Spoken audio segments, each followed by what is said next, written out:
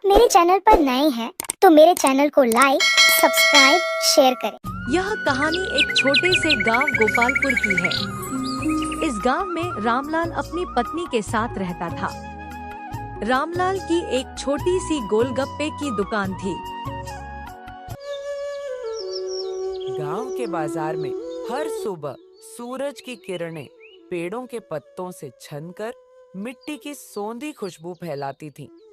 उसी बाजार के एक कोने में रामलाल का ठेला खड़ा रहता था। यह ठेला केवल गोलगप्पों की दुकान नहीं था, बल्कि गांव वालों की खुशी और ठहाकों का अड्डा था। रामलाल और उसकी सादगी। रामलाल साधारण कद काठी का इंसान था। सफेद कुर्ता पजामा, आंखों में चमक और चेहरे पर मुस्कान लिए वह हर सुबह अपने ठेले के साथ बाजार में आता। उसके गोलगप्पों की खासियत थी उनका स्वाद, इमली की खटास, हरी मिर्च की तीखास और ताजे आटे से बने कुरकुरे गोलगप्पे। एक दिन सुबह सुबह बच्चे दौड़ते हुए ठेले पर आए।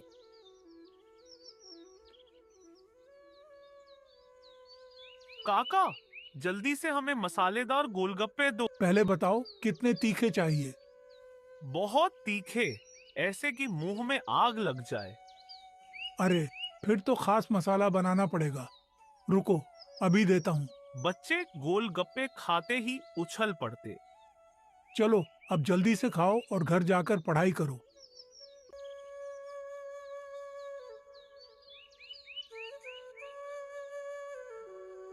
रामलाल बेटा, आज पोते के लिए मीठे वाले गोलगप्पे बना दे। स्कूल से बहुत खुश होकर आया है। माँ जी, आपके पोते के लिए तो सबसे खास बनाऊंगा। आपके आशीर्वाद से ही तो मेरा ठेला चलता है। एक दिन रामलाल का बचपन का दोस्त मोहन, जो शहर में रहता था, अचानक गांव आया। अरे रामलाल, तुझे देखकर दिल खुश हो गया। सुना है तेरे गोलगप्पे पूरे गांव में मशहूर हैं। अरे भाई, तू तो अचानक आ गया। चल बैठ, मेरे ठेले के गोलगप्पे खा। खाऊंगा जरूर, लेकिन भाई एक बात बताओ, शहर में गोलगप्पे 4 के 50 रुपए में बिकते हैं। क्या 4 के 50 रुपये? लोग इतना क्यों देते हैं? वहां स्वाद नहीं, स्टाइल बिकता है। ठेले नहीं, होटल जैसे स्टॉल्स होते हैं। चल तुझे दिखाता हूँ।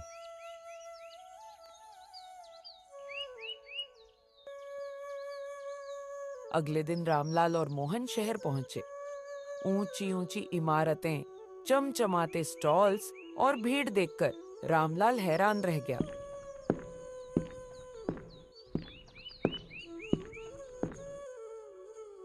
भाई, ये ठेला है या कोई होटल?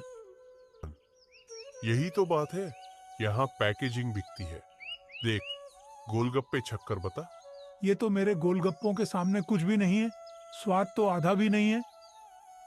यही फर्क है, यहाँ स्वाद कम लेकिन दिखावा ज्यादा बिकता है। अगर तू थोड़ा स्टाइल और पैकेजिंग जोड़ ले तो तेरे ठेले पर भीड़ लग जाएगी। गांव लौटने के बाद रामलाल ने ठेले पर बदलाव शुरू कर दिया। उसने गोलगप्पों की कीमत बढ़ा दी और फैंसी प्लेट्स का इस्तेमाल करने लगा। काका, आज 2 रुपए क्यों बढ़ा दिए? सामान महंगा हो गया है बेटा, लेकिन स्वाद वही है। खाकर देखो। लोग चुपचाप पैसे देते और गोलगप्पे खाते। धीरे धीरे रामलाल ने मुनाफा बढ़ाने के लिए सामग्री में कटौती शुरू कर दी।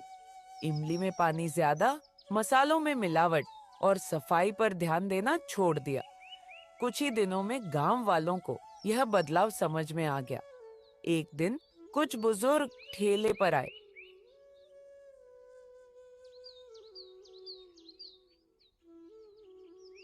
रामलाल, तेरे गोलगप्पों का स्वाद पहले जैसा नहीं रहा।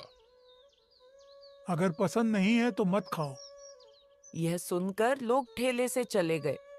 उसकी पत्नी कमला ने समझाया। रामलाल, ये क्या कर रहे हो? गांव वाले तुझ पर भरोसा करते हैं। अरे सब चलता है, लोग आएंगे ही। कुछ हफ्तों में रामलाल के ठेले पर भीड़ कम होने लगी। एक दिन गांव के बड़े बुजुर्ग इकट्ठा हुए।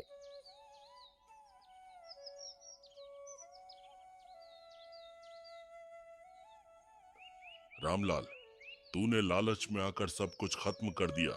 अब यह ठेला गांव में नहीं चलेगा। रामलाल को अपनी गलती का एहसास हुआ। उसने ठेले की सफाई की, गुणवत्ता सुधारी और गोलगप्पों की पुरानी कीमत बहाल कर दी। मैंने लालच में आकर अपने विश्वास को तोड़ा। अब मैं फिर से वही रामलाल बनूंगा। गांव वालों ने उसे माफ कर दिया। जब लोग उसके गोलगप्पे खाने आए तो वही पुराना स्वाद पाकर खुश हो गए। रामलाल, तेरे गोलगप्पे फिर से वैसे ही लग रहे हैं। अब हम तुझसे खुश हैं। रामलाल ने महसूस किया कि मेहनत और ईमानदारी ही असली पूंजी है। लालच भले ही तुरंत लाभ दे, लेकिन ये रिश्तों और भरोसे को नष्ट कर देता है।